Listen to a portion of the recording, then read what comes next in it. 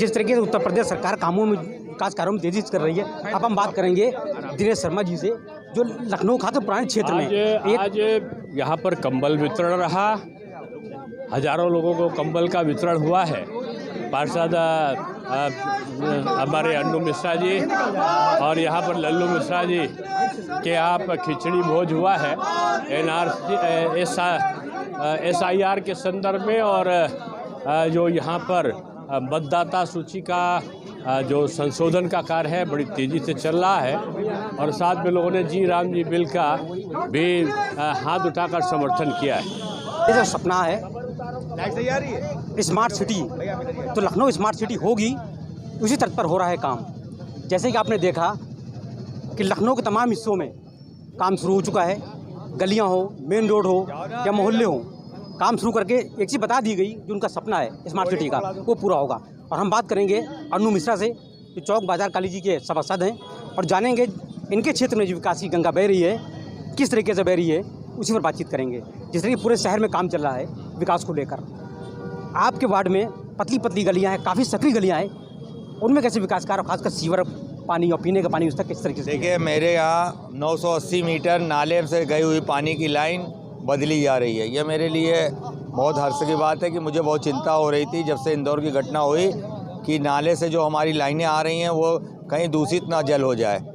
तो ये मैं महापौर जी को और महाप्रबंधक जल संस्थान को बधाई देना चाहता हूँ। सबसे पहले लखनऊ में अगर 980 मीटर लोहे की पाइपलाइन पड़ने का काम प्रारंभ हुआ है, वो चौक से हुआ है। चौक में मैं आपको बताना चाहता हूँ, हर्ष होगा कि चौक का जो स्टेशन जो कुरमेरी और दूध मंडी दिखाया जाता था, अब वो चौक में मेट्रो स्टेशन लोहिया पार्क में आ रहा है।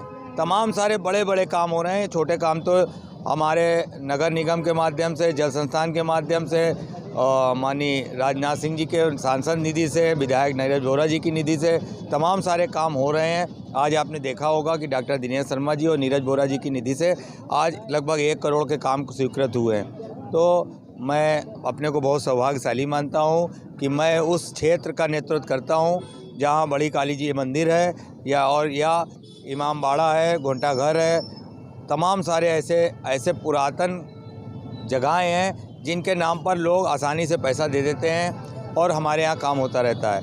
हमारा क्षेत्र बहुत पुराना क्षेत्र है। सरकटे नाले हमारे वार्ड से बीचों बीच से जाता है। कुछ जगह जल भराव की समस्या आती है, कोशिश हम कर रहे हैं कि वो भी हम दूर कराएं, और उसमें भी हमारा काम चल रहा है। और स्थापना निधि से हमारे 2 नाले पास हैं, और ऊपर वाले ने चाहा तो हमारा वार्ड 110 वार्डों में अलग से दिखने वाला वार्ड होगा।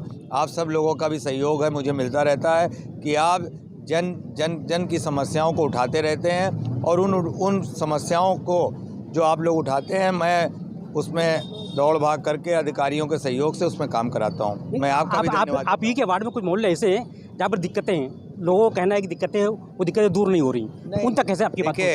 आप अपना घर बनाते होंगे तो पहले एक कमरे का निर्माण करते होंगे, पहले एक स्लैब डालते होंगे, फिर दूसरी स्लैब डालते होंगे। जैसे जैसे परिवार बढ़ता है, हम कुछ दिक्कतें जो कि हमारे अधिकारी कर्मचारी जो मैन पावर से होती हैं वो तो दूर कर लेते हैं। चाहे लाइटिंग की समस्या हो, चाहे सीवर सफाई की हो, चाहे नाला सफाई की हो, जहाँ कहीं निर्माण में पैसा खर्चा होना होता है उसका भी इंतज़ार करते हैं। लेकिन चरणबद्ध तरीके से हम काम कर रहे हैं, और ऊपर वाले ने चाहा तो हम 5 साल में पूरे वार्ड की समस्त गलियाँ, सीसी और सीवर की जहाँ जहाँ प्रॉब्लम है उसको दूर कर लेंगे।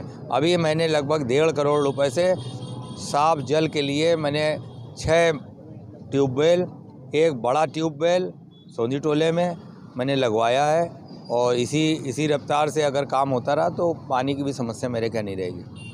बहुत सही बात आपने कही, सीखना भी चाहिए। अगर कुछ घटनाएं होती हैं तो आपको सिखाती हैं कि अगर ये हुई घटना है, मध्य प्रदेश की घटना ने सिखा दी उत्तर प्रदेश सरकार को कि पेयजल की समस्या नहीं होनी चाहिए, पेयजल से किसी की मौत नहीं होनी चाहिए, शुद्ध स्वच्छ पानी मिलना चाहिए। जो सीखेगा वही आगे बढ़ेगा, वही कामयाब होगा, और जो सपना है स्मार्ट सिटी का लखनऊ का, वो पूरा होकर रहेगा अगर इसी तरीके से काम होता रहेगा। नुमान के साथ अख्तर अंसारी, खबर लखनऊ।